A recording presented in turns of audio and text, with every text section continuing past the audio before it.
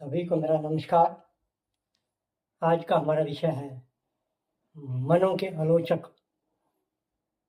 हमारे समाज के अंदर आलोचक कई प्रकार के होते हैं।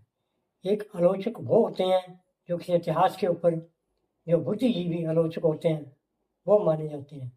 कुछ हमारे आलोचक वो होते हैं जो धर्म की आलोचना करते हैं। कुछ हमारे आलोचक वो होते हैं जो नेतागिरी में आलोचना करना जानते हैं।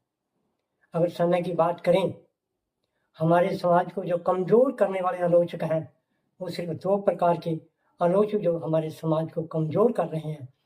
पहले नंबर पे जो कोई इंसान किसी धर्म की आलोचना करता है वो ये भूल जाता है कि मैं किस धर्म से हूँ, मैं क्या बात करनी है और मेरे को क्या करनी चाहिए।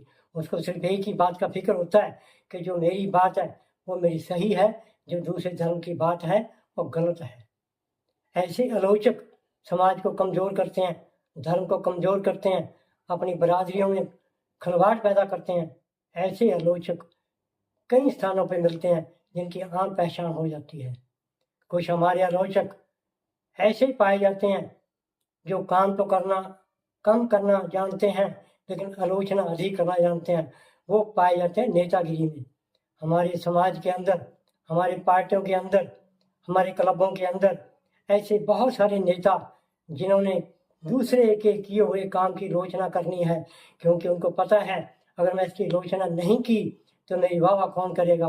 वो अपनी वाह करवाने के लिए वो दूसरे की आलोचना करता है, उसके कामों में कमी निकालता है, उसको नीचा दिखाने की कोशिश करता है। उसको सिर्फ एक ही बात का फिक्र होता है कि इस दुनिया में एक मैं ही ठीक काम करने वाला हूँ, दूसरा काम ठीक करने वाला नहीं है। दूसरा मेरे से कमज़ोर है, दूसरा गरीब है, दूसरा कम पढ़ा लिखा है। उसको अपने मन से उसको नीचा आंकता है।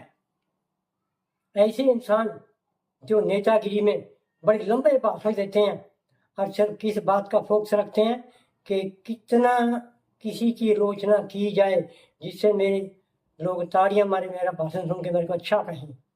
तो आज के समाज के अंदर हमारे को सबसे पहले इन आलोचकों से बचना होगा जो मंचों पे बैठ के और लंबे भाषण दे के किसी आलोचना करते हैं।